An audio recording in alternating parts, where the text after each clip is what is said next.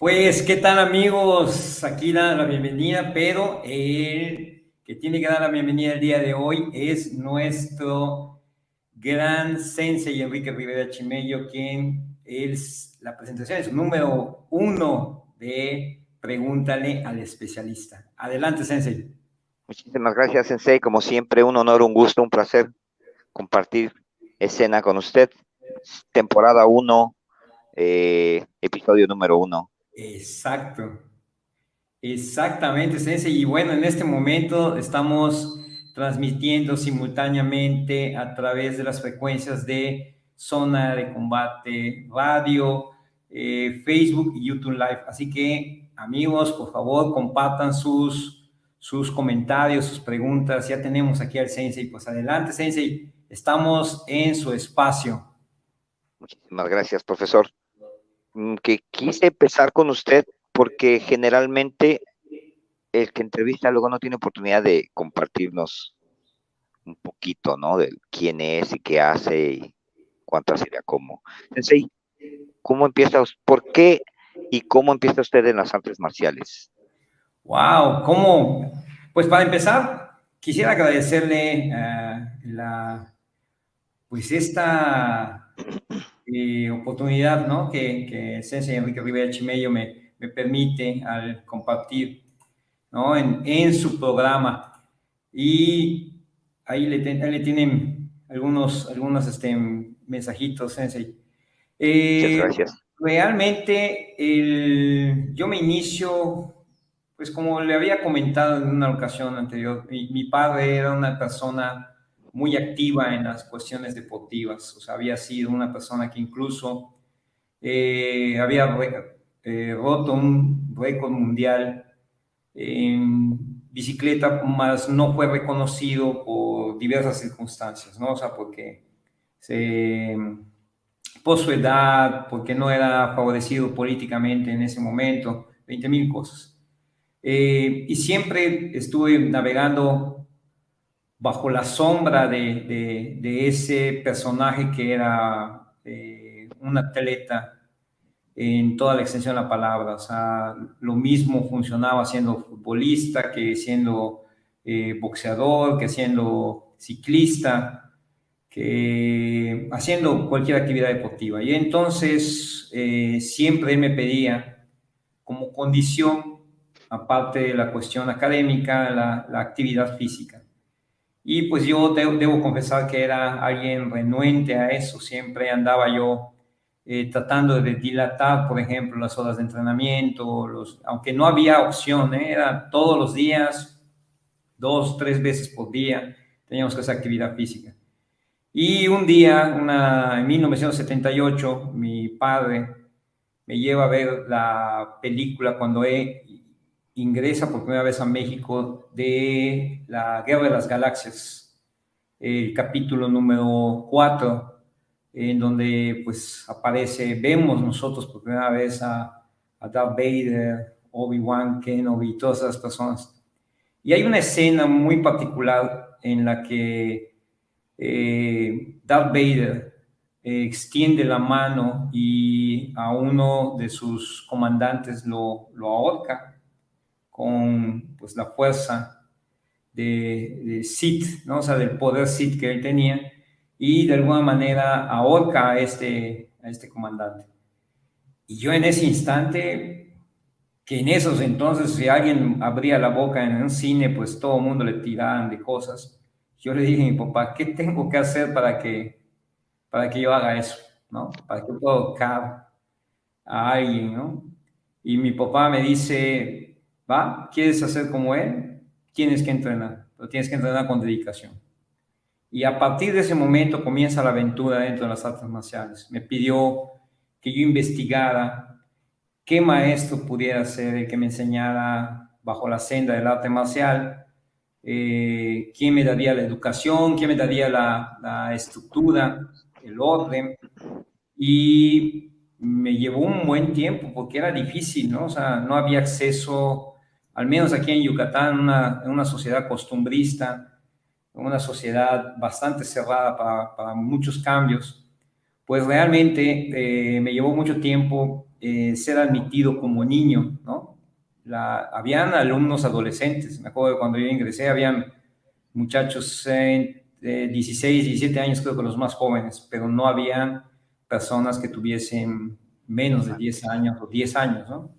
Y entonces, pues allí encontré la motivación para dar el primer paso.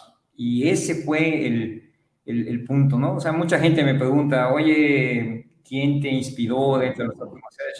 Yo diría, bueno, es un personaje ficticio, ¿no? Un personaje como Darth Vader, ¿no? Ese fue el que me inspiró a iniciar en las artes marciales, ¿no? Dentro del aspecto místico, ¿no? O sea, que representaba en un momento dado que alguien pudiera manejar una fuerza interna que pudiera controlar a las personas, que pudiera ejercer poder, ¿no? Entonces, y además la parte simbólica de lo que representa Darth Vader, ¿no? O sea, no, de alguna manera no era algo así como muy natural, ¿no? O sea, yo veía, bueno, qué es lo que significa realmente Darth Vader, ¿no? Y al final de cuentas nos damos cuenta que es el que acumula el conocimiento, la fuerza, la parte pues es como un protector, ¿no? O sea, es un individuo que en un momento dado, con sus infiernos internos, de alguna manera, era alguien que trataba de mantenerse o estaba luchando internamente por esa dualidad en su interior, ¿no? Entonces, eso fue lo que me inspiró, lo que me ayudó a iniciar y ya, o sea, tomar la decisión para integrarme disciplinadamente, porque mis padres me dijeron, el día que tú inicias, que eres aceptado para entrenar en una escuela de arte marcial, nunca, jamás te vas a detener, o sea, no va a haber opción de que te detengas. Y yo le debo agradecer mucho eso a mis padres, ¿no? O sea, a pesar de que infinidad de veces llegábamos todos bañados de sangre, golpeados, doloridos, siempre tuve una madre que decía, pues eso es lo que te gusta, ¿no? O sea, eso es lo que pagas. Y que curiosamente ella tenía mucha razón, porque ellos me dijeron, te pagamos tu inscripción y tu primera mensualidad, pero todo lo demás tienes que pagarlo tú, ¿no? Entonces, eso es lo que marca el inicio de una jornada que realmente nunca, o sea, yo nunca le he visto ni la más remota posibilidad de alcanzar a un fin, digo, a menos de que sea, como le digo a mis alumnos, ¿no? Sería un grandísimo honor, un enorme honor, una gran satisfacción, echar el último suspiro sobre el tatami, ¿no? O sea, estar en un bowl, en una práctica, en alguna técnica y de pronto en ese momento, pues echar el último suspiro. Entonces es lo que le digo a mis alumnos. Claro que ellos dicen, oiga, pues nos va a dar miedo, ¿no? O sea, ver a un tipo ahí muerto, pero sería un grandísimo honor, ¿no? O sea, estar ahí casi al principio de nuestra vida, estar pisando un tatami y luego en un momento dado, pues terminar ahí, ¿no? O sea, esa es la situación, ¿no? O sea, de que ingresé y es la pasión, es lo que comemos, lo que despertamos, lo que soñamos, arte marcial. En el camino de la mística, ¿ha encontrado respuestas? Sí, muchísimas, muchísimas. Sobre todo la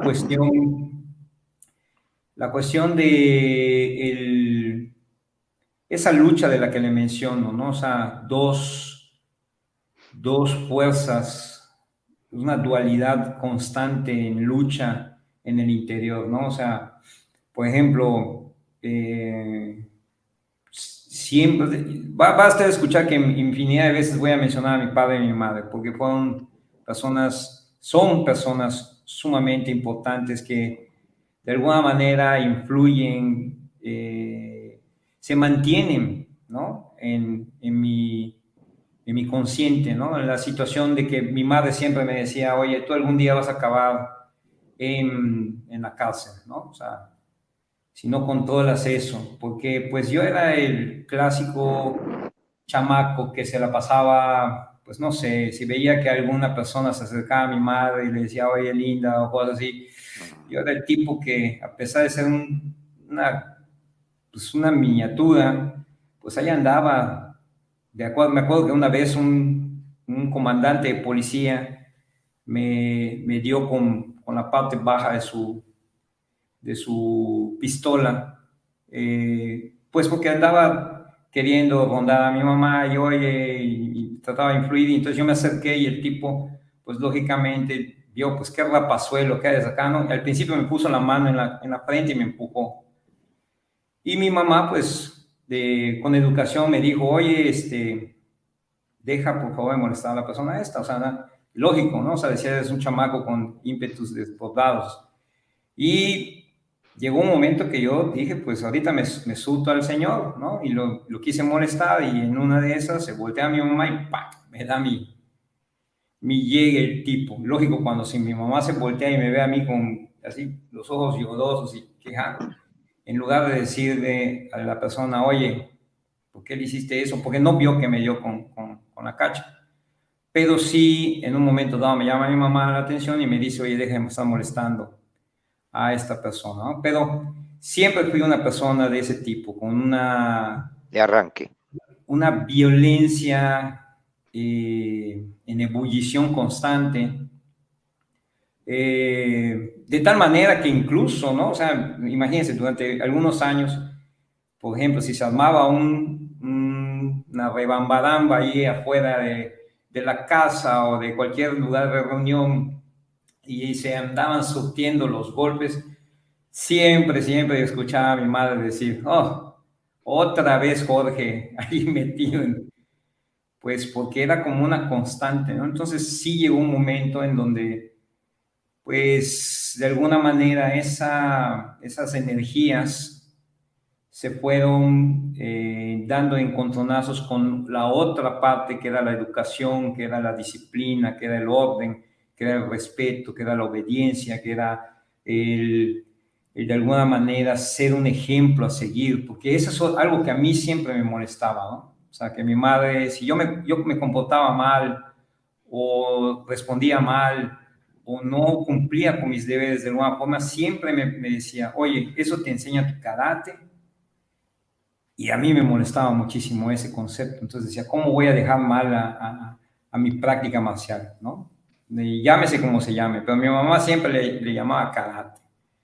Si hubiese yo practicado kendo, iba a ser karate. Si hubiese practicado capoeira, iba a ser karate, ¿no? Entonces, me molestaba mucho. O sea, que ella dijera, eso te enseña ya en tu karate. Entonces, me molestaba mucho dejar mal a mis maestros, dejar mal o sea, era una especie de orgullo que a pesar de mi corta edad, pues decir, oye, yo tengo que tener un comportamiento, tengo que tener algo que honre lo que a mí me están enseñando.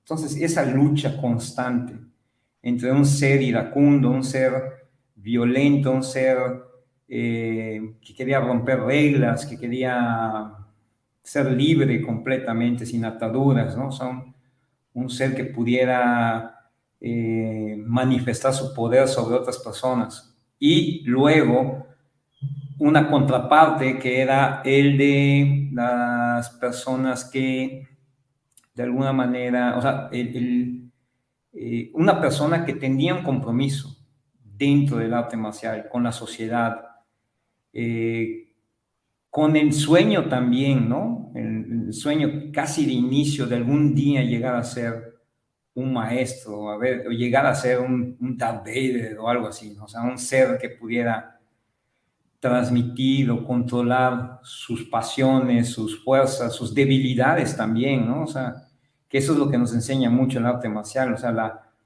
el entender, aceptar cuáles son mis debilidades, convertirlas en algo, en una herramienta que me permita, pues, fortalecer precisamente los puntos más duros, más positivos de cada uno, y con eso ir creciendo dentro del arte marcial. Entonces, era esa parte, ¿no? O sea, lo que usted menciona, esa parte interna, esa parte mística, lo que nos permite también el arte marcial y que pues también para mí ha sido un enorme gusto estar en eso, ¿no? O sea, saber qué se puede hacer y qué no se puede hacer a través del entrenamiento marcial. En esta parte del desarrollo humano, Sensei, además de todos los valores que ha aprendido, ¿qué otras cosas nos quiere compartir? Estuve escuchando su plática sobre valores marciales. El libro que yo escribí habla sobre ese tipo de cosas desde un punto de vista dogmático, pero en la ejecución de las cosas siempre hay un criterio y siempre hay una circunstancia, es decir, depende. ¿Qué criterio se ha formado usted a través del arte marcial para decir, dependiendo de esto, esta sería? ¿Qué otras pesas chiquitas lo complementan? Porque están las pesas grandes, el valor, pero ¿qué otras cosas lo complementan?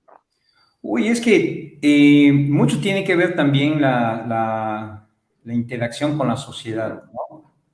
O sea, la parte de lo que hemos vivido como personas, que esa sería como una tercera opción, ¿no? O sea, el, el que de alguna manera al vivir ante una sociedad clasista, ante una sociedad que de alguna manera eh, privilegia, por ejemplo, ciertos factores que hacen por ejemplo, en nuestra cultura aquí en Yucatán, veamos una sociedad totalmente dividida, ¿no? Y que de alguna manera a nosotros nos dieron como esa educación de que ser pobre es malo, tienes que ser gente que tenga dinero, cosas así, ¿no? Ese es un factor, ¿no? O sea, quizás pudiera ser esa pesa que tendría yo que añadirle, ¿no? Algo que influyó en esa cuestión de la formación de los valores, las concepciones, que en un momento dado me empecé a dar cuenta de que decía, pues sí, yo soy una persona de barrio, o sea, yo viví en el extremo completo de la ciudad. O sea, curiosamente le decía yo a 2 o 3 de mis alumnos hace un par de días que sentí incluso el peso de lo que era mi padre, ¿no? En esa sociedad. De que, por ejemplo, en ese mismo ímpetu que yo decía de que era el broncudo, el peleonero, en algún momento dado, pues cruzaba yo por una calle que era muy peligrosa, nosotros lo conocíamos como la calle de los Cantún, y estas personas, era una familia enorme que violentaba a quien no fuera de su grupo, ¿no? Entonces, incluso las autoridades policíacas no entraban hasta allí, o sea, llegaban hasta allí y en un par de ocasiones vi eh, patrullas, esos Fairmont antiguos, quemados ahí, o sea, reducidos a cenizas. Sin embargo, yo tenía la posibilidad de pasar por ese punto. Yo en ese entonces sintiéndome privilegiado, ¿no? O sea, sintiéndome una persona protegida, un niño que decía, bueno, pues tiene una casa, está todo bien, tengo comida, tengo opción de ir a la escuela pública, pero pues iba con mis libretitas, esas bien cuidaditas y toda la cosa. Nos están mandando muchísimos saludos, maestro. Les saludamos a todos, muchísimas gracias. Y bueno, perdón, sensei. Y entonces, imagínense, cruzaba por esas zonas, vivíamos algunas personas pudieran decir el lumpen, ¿no? Pero pues la verdad es que al paso de los años uno va creciendo, se prepara académicamente, pues abre sus negocios, emprende, todo eso, y empiezo a interactuar con gente que tenía mucho dinero. Y yo empiezo a sentirme dentro de esa sociedad, más nunca me aceptaron.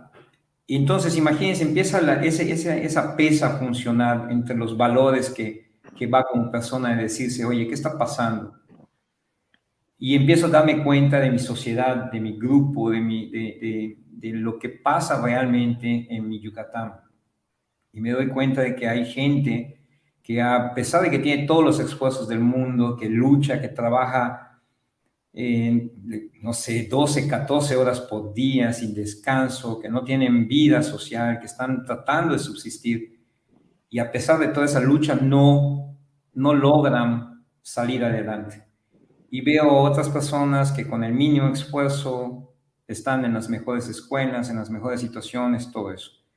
Eso es lo que empieza a ejercer una tercera pesa en mí, ¿no? O sea, la confrontación de los valores que nos enseña el arte marcial, de superación constante, de lucha sin cuartel, de estar dispuestos a morir por un ideal, de defender, porque pues a final de cuentas nos enseñaron que el arte marcial también, aunque estábamos en épocas de paz, pues también nos tenía que preparar para la lucha, ¿no? Entonces, ahí es cuando empieza a venir esa tercera pesa, ese tercer factor que empieza a decir, oye, Braga, ¿qué está sucediendo? O sea, ¿de qué manera puedes ayudar? ¿Quién eres tú? ¿Qué eres qué es lo que tienes? Entonces empieza a valorar otros conceptos, ¿no? O sea, otras enseñanzas no escritas dentro del arte marcial. En Yucatán, al menos, yo creo que en todo nuestro país, pero en Yucatán me topé con ese factor, precisamente el que le estoy hablando, porque en una ocasión una persona que se dedicaba a contar cuentos y utilizar marionetas para transmitir su mensaje, dijo públicamente, a través de un muñeco que se llama Chereque, dijo, tienes que ser bueno, pero bueno de verdad. E increíblemente, ese mensaje que da este gran pues, artista a través de su muñeco, me impactó enormemente, me impactó enormemente. Y curiosamente, me vuelvo a topar con un mensaje precisamente expuesto por usted a través de otro personaje. Y es cuando empiezo a decir, caray, ¿cómo podemos nosotros ser factores de cambio? A veces con una sola frase, pero más que palabras y frases, tenemos que ser factores de cambio por nuestras acciones, por nuestras actitudes, por nuestro comportamiento. Entonces, es eso lo que de alguna manera fue dando ese peso, esa situación, es ese algo que no manejamos de manera corriente al dar nuestras clases, al estar en los entrenamientos, y que de alguna manera dices, caray, pues para mí la sociedad ha sido un gran maestro, ¿no? O sea, algo que ha moderado mis conductas, ¿no? O sea, que ha moderado mis acciones, y que pues ahora, ya después de 54 años, pues como que uno empieza a decir, bueno, ¿qué estoy contribuyendo? ¿Qué estoy haciendo? ¿De qué ha servido esta jornada? ¿No? Entonces, son esos detallitos, Sensei, lo que ha intervenido. Qué interesante, Sensei, lo que nos comparte. Yo empecé a trabajar sobre este tema de las artes marciales como una herramienta de desarrollo social por varias razones, algunas personales, pero he tenido contacto con los más jóvenes y me hicieron varias veces la pregunta de, si yo soy maestro, si yo aprendo lo que tú enseñas, ¿en qué puedo trabajar? ¿Tiene usted una respuesta para eso?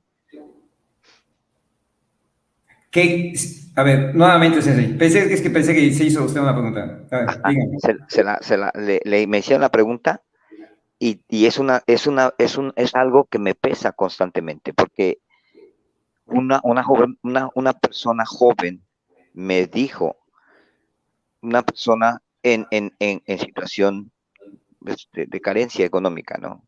Me preguntó a los ojos si yo me le dedico tiempo a lo que tú estás aprendiendo, ¿en qué puedo trabajar? Uy, en muchísimas cosas, Sensei. Sí, Muchas ¿tiene una cosas. respuesta para eso, Sensei? Claro que sí. Y tengo respuesta con situaciones que se han presentado. Por ejemplo, tengo un muchacho que un día entra a la escuela y me dice, estoy siendo obligado a cumplir en mis cuestiones académicas, pero, o sea, soy renuente absoluto, soy infeliz desde que amanezco hasta que concluyo. Estoy en el final de mi parte universitaria porque estoy atado a mi familia, ¿no? Odio cada instante de mi vida porque estoy haciendo algo que no quiero hacer. Y yo le pregunto, bueno, ¿qué es lo que quieres hacer? ¿Qué es lo que te gustaría hacer? Y él me dice, pues sacar todo mi esfuerzo, todo mi coraje, toda esta cosa que he estado cargando durante muchos años por cumplir a mis padres y estar aquí en el dojo, trabajando, entrenando, compartiendo.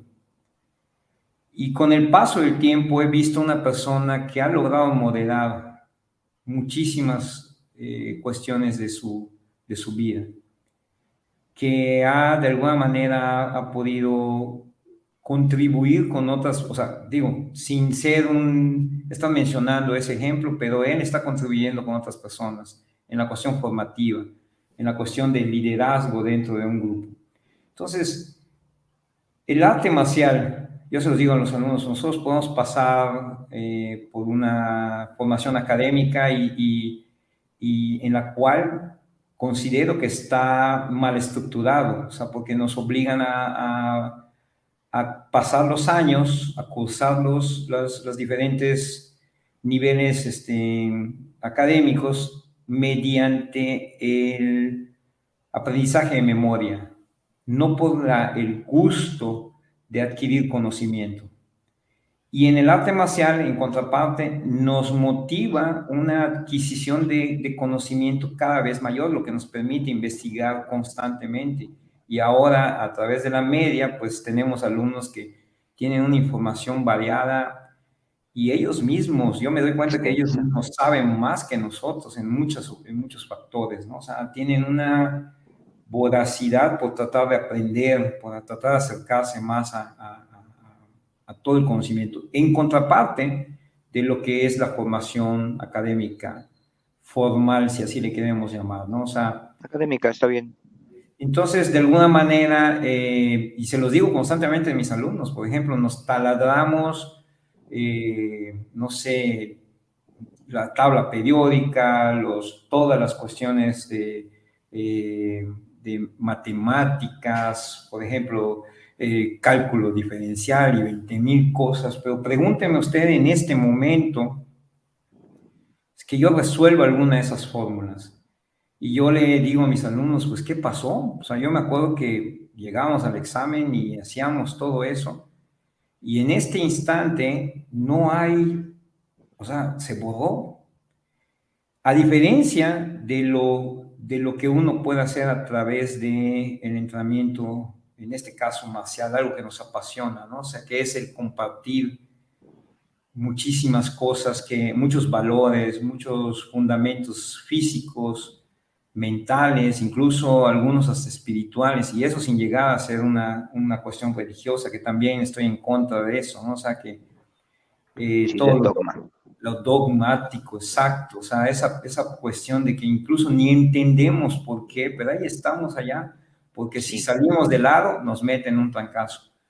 A diferencia de un camino de la en donde a lo mejor el golpe o la exigencia o la severidad que hay en las solicitudes que hace un maestro son más que golpes, son impulsores, motivantes que en un momento dado nos obligan a tratar de avanzar, a tratar de crecer, ¿no?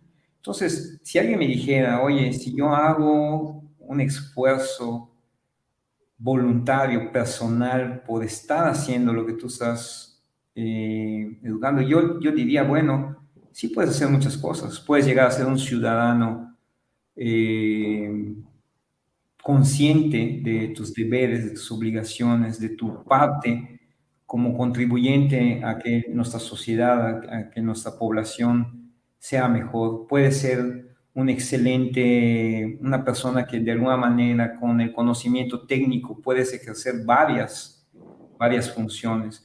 De hecho, bueno, tengo el privilegio de conocer a personas que de alguna manera por las circunstancias de la vida económicas, la falta de apoyo familiar, no pudieron concluir una carrera, más sin embargo son empresarios exitosos, personas que de alguna manera le han dado una lección por su tenacidad, por su determinación, por su análisis de las circunstancias y la aplicación del conocimiento que tienen hacia sus empresas o a sus grupos. Y el día de hoy, con toda satisfacción, a pesar de que ellos no pueden presumir, que a veces eso es lo que a mí me molesta un poquitito, ¿no? O sea, cuando alguien presume un título, pero que la educación personal es muy baja, en contraparte de las personas que tienen, a lo mejor no la posesión del título, pero que son personas altamente educadas, personas que tienen un conocimiento amplio, que pueden conversar en cualquier tema,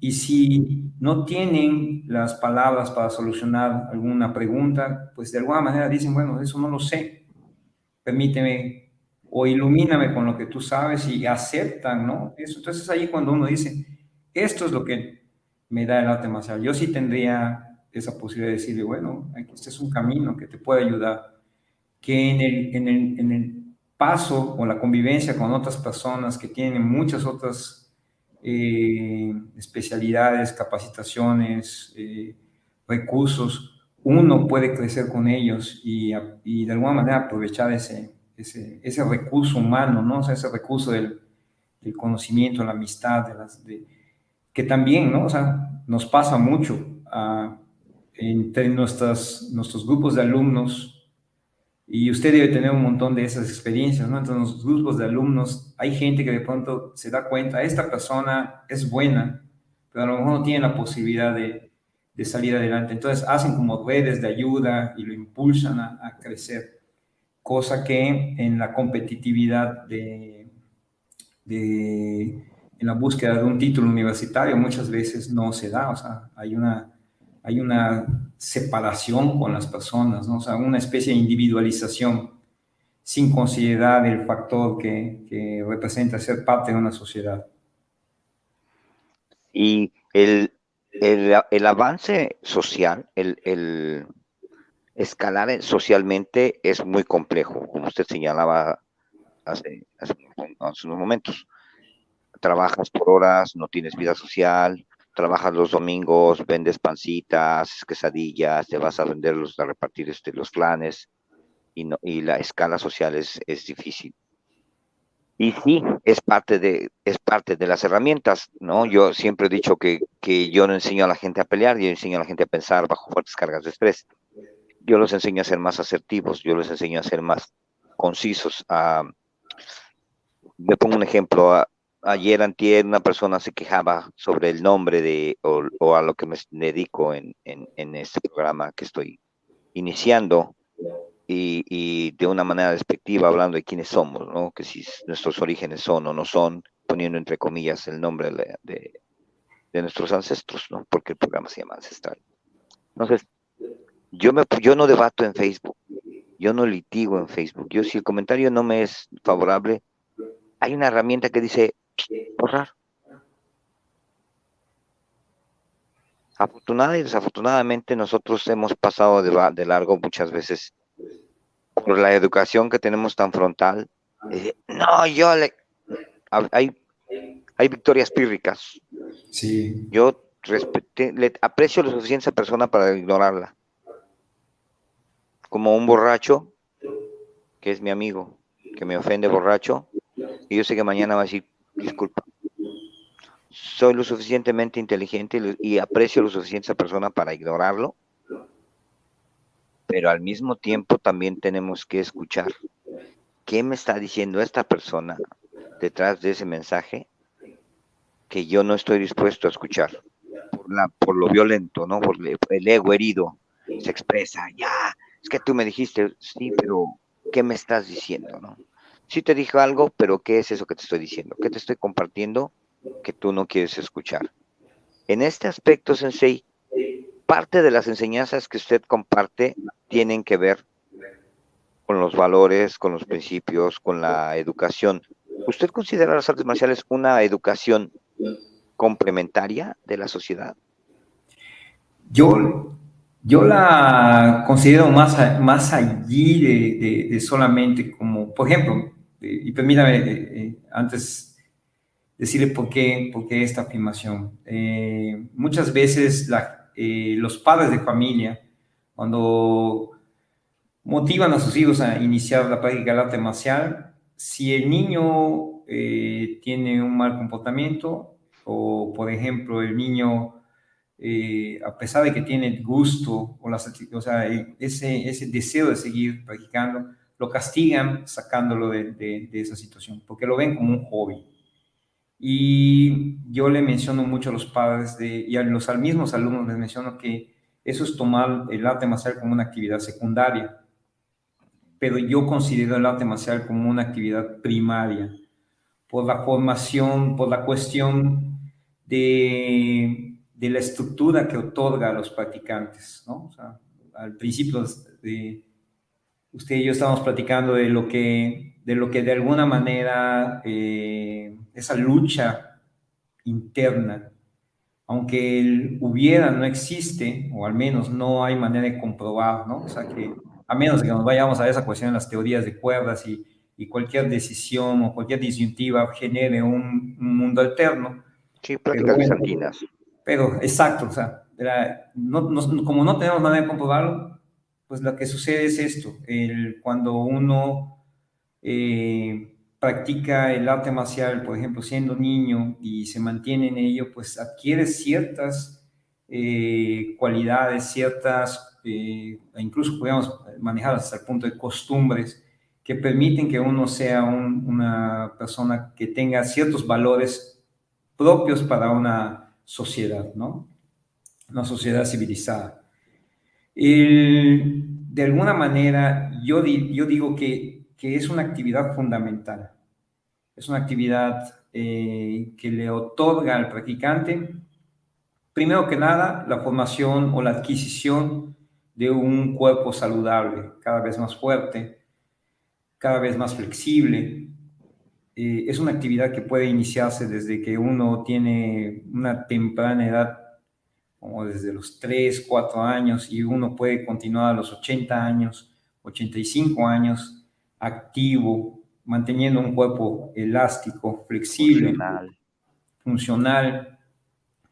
Entonces, exacto, alguien nos está diciendo, adquiere una formación con valores, por supuesto, o sea, muchísimas gracias a quienes nos están sintonizando en este momento. A nuestros radioescuchas. A nuestros queridos radioescuchas. Queridos radioescuchas, Sensei, claro que sí, yo ya quería que lo diga usted, hombre. Oiga, y yo por eso sostengo que es una actividad que deberíamos de darle una revalorización.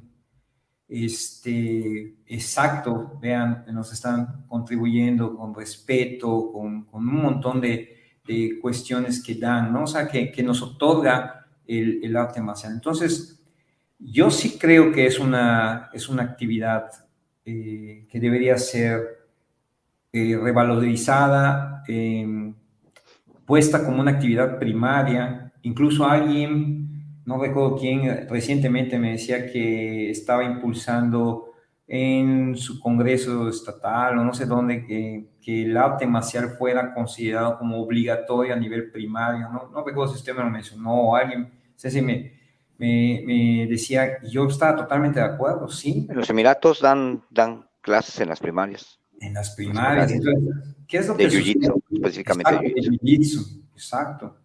Entonces, ¿qué es lo que sucede? No es algo que esté peleado, no es algo que nos dogmatice, es algo que nos impulsa, algo que nos modera también, ¿no? O sea, no es contradictorio, ¿no? O sea, no es algo que se contradiga al impulsar y al mismo tiempo moderar ciertas cosas, porque ese espacio de la moderación permite una economía de acciones, de pensamientos, de movimiento que nos permite ir un poquito más rápido, avanzar un poquito más rápido. Entonces son esas cosas que de alguna manera yo digo, sí, o sea, tiene un gran valor. O sea, sí, yo le daría, tendríamos que darle más tiempo, pero también yo tendría que, así como cuando señalamos que dicen que una mano, o sea, un dedo apunta hacia el frente, pero tres están apuntando hacia nosotros.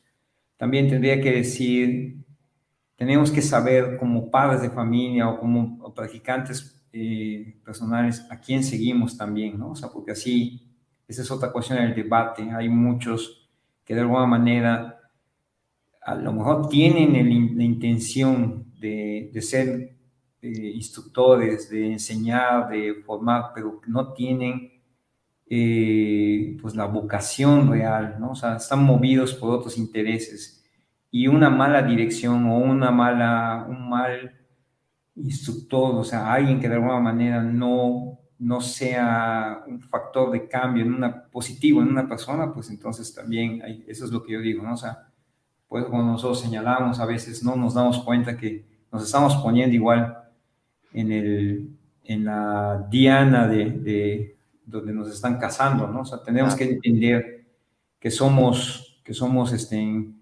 personas que estamos en escrutinio, ¿no? O sea, que estamos en evaluación constante. Y tendríamos que saber, tanto como predicantes como instructores, a quién seguimos, por qué lo seguimos, qué tanto está aportando a nuestras vidas. Ese es un tema muy interesante y aquí viene la polémica, porque personalmente para mí la competencia es un para quién trabajas. Desde un punto de vista formativo, la competencia es un evento, no una finalidad. Yo soy altamente competitivo, tengo una carrera seria como competidor en varias áreas, pero al mismo tiempo, para mí, yo no descanso en eso como un triunfo. Es una experiencia que me dio la oportunidad de aprender herramientas que me ayudaron en otros aspectos de la vida, mucho menos prácticos que como definir un momento en específico. No todo lo podemos hacer con las manos, ¿no? El criterio, la velocidad de respuesta, la respuesta correcta en el momento correcto, todo ese tipo de detalles, las artes marciales a mí me lo dejaron, ¿no? En momentos críticos de la vida, ¿no? Me di la oportunidad a través de las artes marciales, de descubrir. Sin embargo, como decía, la competencia, en su opinión, ¿es formativa, es recreativa, es de ocasión? ¿Qué opina de la competencia deportiva? La competencia deportiva cumple su funcionalidad de alguna manera ser pues un método evaluador, ¿no? Nosotros siempre recomendamos, no obligamos al practicante que cuando menos una vez en su vida prueben la competencia, cuando menos una vez en su vida. Yo siento que es formativo, pero coincido con usted, no nos podemos enganchar con que sea determinante, ¿no? O sea, uno como competidor no se apega a los triunfos. Cuando hacemos eso, vamos a vivir desdichados, ¿no? O sea, porque, y se lo digo, o sea, yo le he dicho a mis alumnos, mientras iba yo en mi proceso formativo dentro de las artes marciales, pues participé no le puedo decir en cuántos, pero en cuánta competencia había, nosotros no podíamos fallar.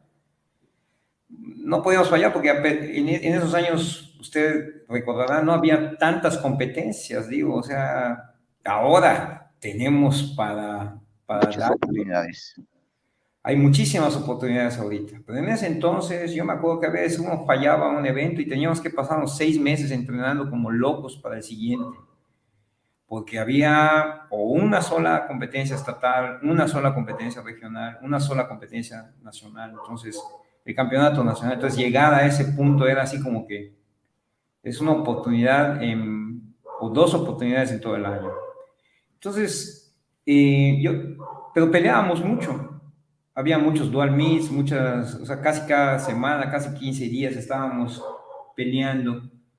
Y se lo digo a mis alumnos, o sea, si yo sacara un récord, estoy seguro que tendría yo alrededor del 60, 70% quizá de derrotas por encima de las victorias. Hasta que un día, y nunca me aferré a ellas, ¿no? O sea, como lo que mencioné en alguna ocasión, ¿no? O sea, uno de Experiencia. exacto, mis peores competidores, o sea, digo peores en el sentido de que era alguien que lo enfrentaba y decía, Dios mío, ese tipo otra vez en la final y luchaba con todo. Podía yo pasar por encima de cualquier persona, pero si veía yo a José Collí ahí enfrente, sabía Un que muro. aún ganándole, él iba a ganar, por alguna razón, ¿no? O sea, porque sí, muchas veces vi a mi padre reclamando de que, oye, pues ¿Qué que pasó ahí? ganaste, pero sin embargo, no saliste con la mano en alto. Entonces yo le decía a mis alumnos, no, nunca me enganché con eso. Yo lo único que quería es cuándo viene el siguiente y vamos. Entonces es un proceso que se transfiere de la obligatoriedad por ganar a el gusto por, o por vivir esa experiencia. Experiencia. Estoy seguro que todos los peleadores tienen, ¿no? O sea, ese ánimo, esas ganas de querer pelear, pero que justamente faltando 30 segundos antes de que inicie la confrontación, uno tiene ganas de ir al baño, esas ganas de correr por encima de las personas y escapar, que yo le digo a mis alumnos, ese miedo absoluto de decir, Dios mío, o sea, ¿qué va a pasar acá? Hasta religioso se vuelve uno, ¿no? Invoca a Dios y aunque no vayan, o sea, uno no lo toma en consideración, pero bueno, eso es ese miedo, ese factor, esa experiencia de a veces recibir el primer golpe y en ese instante olvidar todo, ¿no? Y decir, ¿qué es lo que viene? A ver, vamos a sentir tu poder y vamos a ver qué tanto ¿Tanto poder. aguantas? Exacto, entonces empieza a surgir ese ser que uno cuando se topa con él es como si viniera corriendo en nuestro interior y se pescara de nuestro alma y nos empieza a conducir a ese lugar en donde ya no importa el recibir el impacto, ¿no? O sea, donde ya no importa ¿cómo se llama? El qué va a pasar, ¿no? Es solamente vivir la experiencia. Entonces yo sí diría, eso es algo definitivamente formativo en muchos aspectos, que uno diría, bueno, ¿y eso qué me va a ayudar, por ejemplo, para conducir mi empresa? ¿Qué me va a ayudar para que yo sea un buen estudiante? ¿Qué me va a ayudar para que sea yo un buen servidor Líder. público? O sea, ¿qué me va a ayudar? Y uno dice, te va a ayudar en muchos factores. La resiliencia, el saber dominar el miedo, el enfocarse, exacto, porque esa es otra cosa. Por eso yo le digo a mis alumnos, yo como entrenador, les digo, uno de los factores que yo más odio de la competencia es coachar. ¿Para qué me la paso? ¿Para qué me la paso gritando como si quisiera que la gente se diera cuenta que sé o que tengo la capacidad de ser un coach? ¿Por qué? Me la paso grite y grite y grite y grite. Mi alumno no lo escucha. Yo nunca escuchaba. Usted tiene mucha experiencia en eso, esa visión y esos oídos de túnel, ¿no? O sea, usted en sus peleas en alguna ocasión escuchó a la gente, o sea, escuchó la presión cuando todos estaban en contra de usted. Escuchaba al público, escuchaba mi esquina. Yo algo que aprendí muy temprano, Sensei, es empezar a hablar con mi atleta. Él sube las escaleras o entra, lo que sea, y yo empiezo a hablar con él. No a gritar. ¿Me Sí, escuchas? ¿Me escuchas? ¿Me escuchas? ¿Me escuchas? ¿Me escuchas? Perdón, ya estoy levantando. Me lo llevaba. Y una de las primeras indicaciones es tráetelo para acá. Y a mí me gustaba mucho decir lo que yo veo, exacto. no lo que tú hagas. No. Y algo que aprendí yo en las esquinas era decir Cuida tu guardia. Salte de ahí, pues se entiende que es novatez, ¿no? Ya sabemos que quiere salir de ahí, ¿no? Eso está meme. Claro, Salte de claro. ahí, pues es la cosa, ¿no?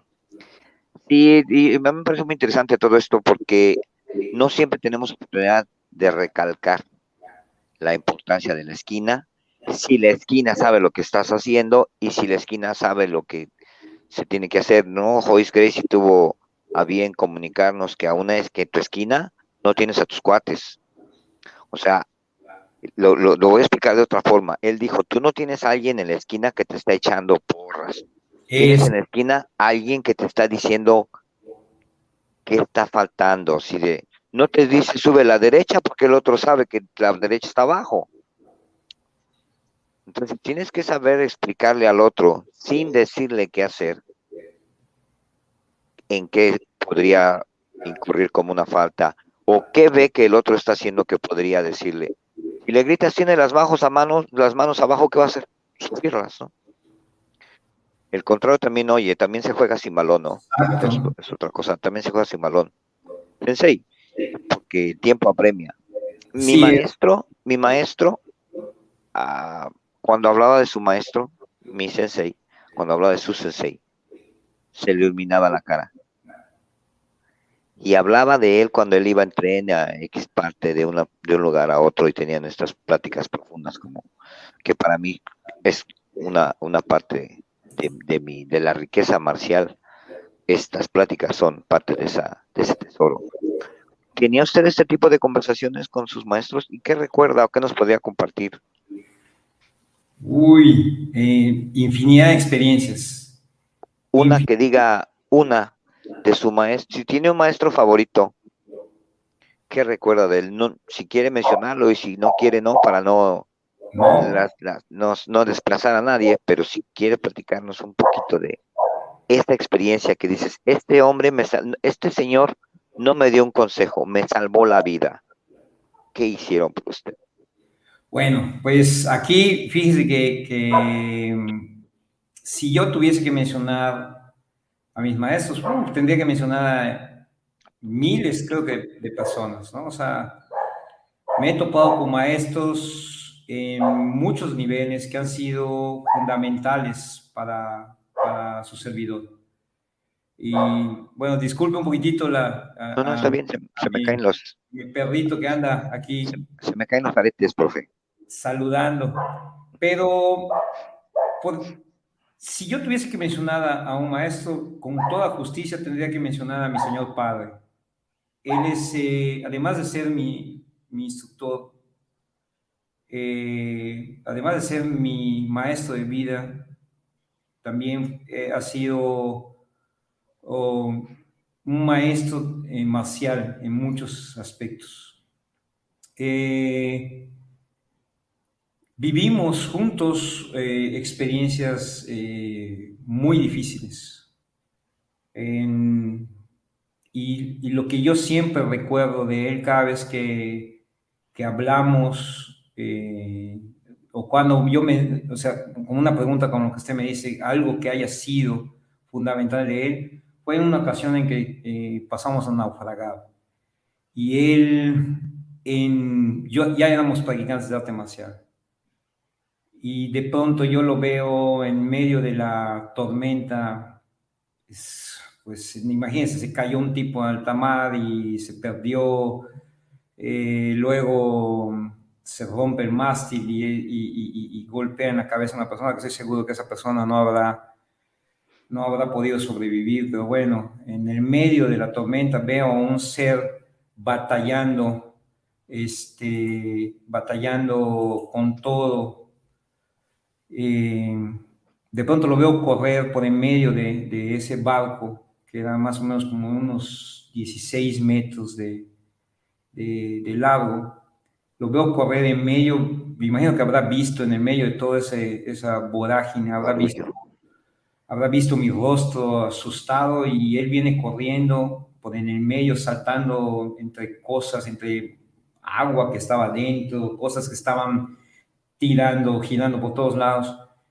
Y llega él y empuja mi cabeza hacia el camarote que había, en donde es un pequeño en cuartito en donde yo estaba, empuja mi cabeza y me dice, Jorge,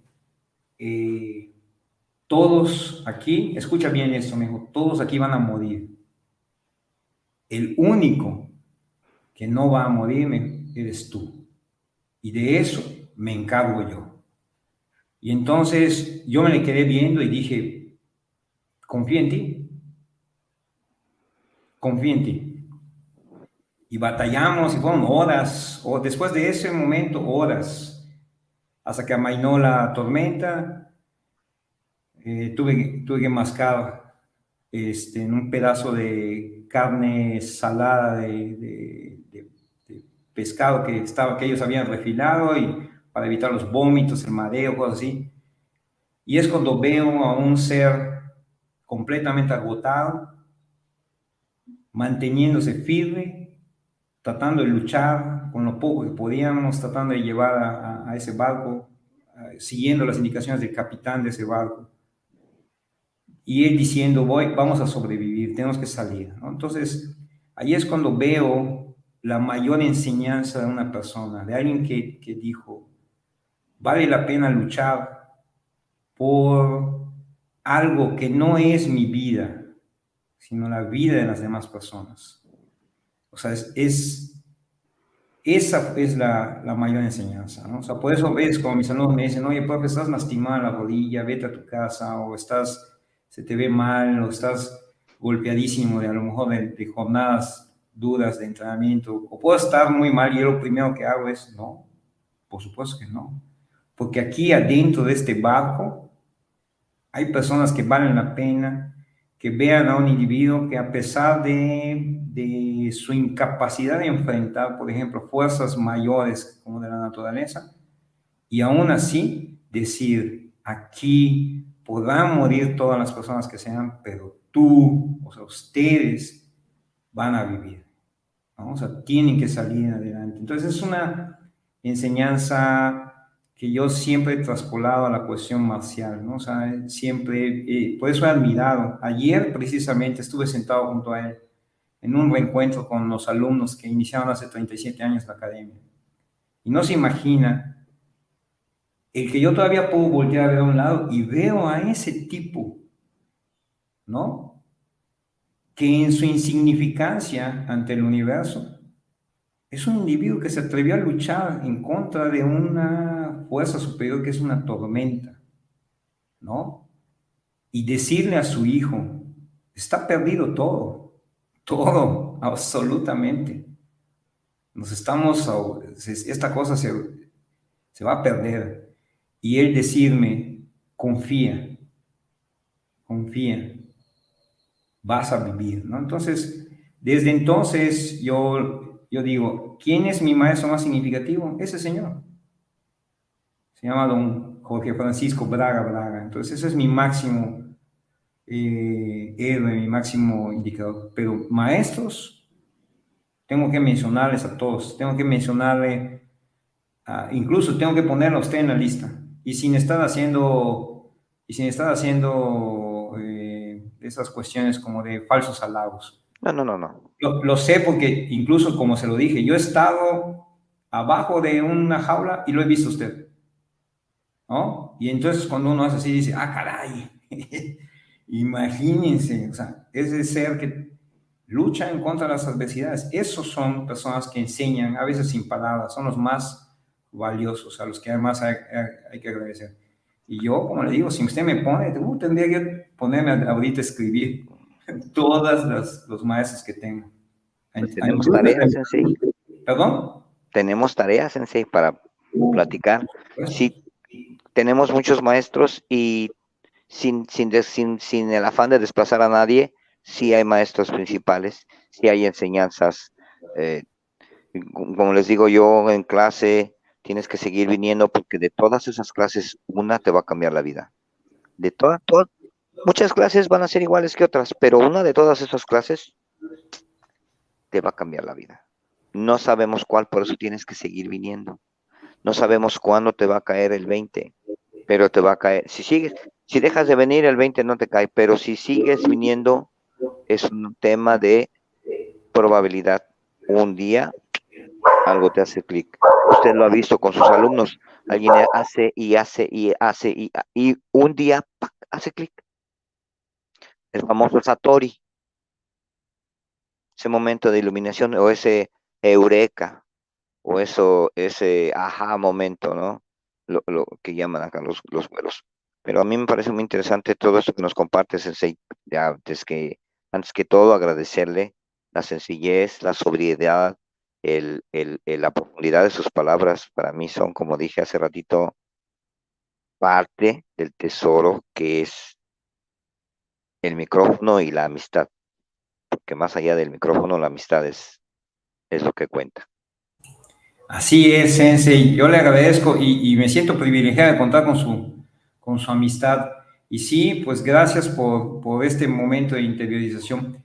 Pero me gustaría preguntarle qué viene para Pregunta del Especialista, que sé que está buenísimo la próxima semana, Sensei. La semana que viene nos acompaña Sensei Toluco y me gustaría llevar una dinámica como esta con usted, una sí, una nosotros, un invitado, una nosotros. Hay más panelistas, me gustaría devolverles la cortesía y platicar con ellos en otra dinámica, porque ellos también nos tienen mucho que contar. Después de más de 160 capítulos en Zona de Combate, creo que nos pueden compartir sus experiencias. A mí me gustaría escucharlas. ¿Cómo no? ¿Cómo no, Sensei? Claro que Y sí. platicar con todos ustedes en una dinámica distinta, ¿no? En una dinámica distinta, ¿No? ¿verdad? Y que tengo que decirles, es una dinámica distinta en el sentido, porque es una conversación abierta, ¿no? O sea, a pesar de, como usted bien menciona, las distancias pudieran ser un factor, pero a través del micrófono no. Y además que nos estamos viendo de lo que tengo que decirle a toda la comunidad, ¿eh? Algo que yo tengo que reconocer y aprecio mucho del sensei Enrique Rivera Chimello es que en las primeras conversaciones que tuvimos en esta etapa para iniciar la colaboración, su colaboración muy importante como parte del Consejo Técnico de Zona de Combate Radio, como parte de los accionistas de Zona de Combate Radio, algo que hubo es que él me pidió, veámonos a través de observar a la persona, podemos de alguna manera ver qué es lo que realmente está transmitiendo. O sea, no como muchos de nuestros políticos, ¿no? Que están así, juran que van a comportarse y detrás de la espalda están con esto así, ¿no? Entonces, eso es algo que le tengo que agradecer, Sensei, es una cuestión muy importante. O sea, el que podamos vernos y uno de pronto dice, ¿y la distancia? No existe. O sea, algo, si estuviésemos hablando sin sinceridad, o sea, con una máscara, se notaría inmediatamente, ¿no? Entonces eso le tengo que agradecer enormemente. Tiene la capacidad de hacer una conversación tan tranquila, tan moderada, tan abierta que uno pues tiene la posibilidad de compartir ciertos detalles que a veces no tenemos la oportunidad y eso se lo agradezco mucho. Es que es usted una persona, tiene mucho que dar, Sensei. Entonces, es muy sencillo platicar con usted, la verdad.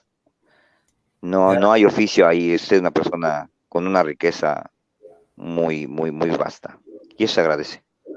Muchísimas gracias, Sensei, muchísimas gracias. Le aprecio mucho la oportunidad.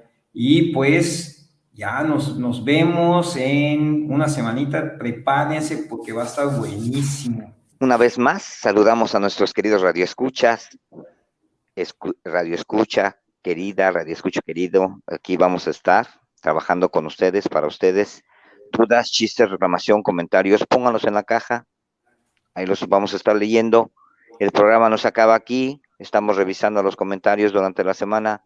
Lo bonito de esto es que es reciclable, entonces escúchala. Si algo te sirve, dale playback.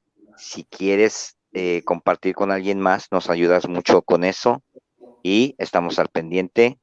Un fuerte abrazo, profesor. Muchísimas gracias, maestro. Le envío un fuerte abrazo hasta la zona del Pacífico. Nos vemos pronto, nos vemos dentro de una semana. Va, escuchen esas repeticiones. A la hora de comer, aquí nos vemos. Excelente, muchísimas gracias, Sensei. Nos vemos, les queremos escuchar. Va.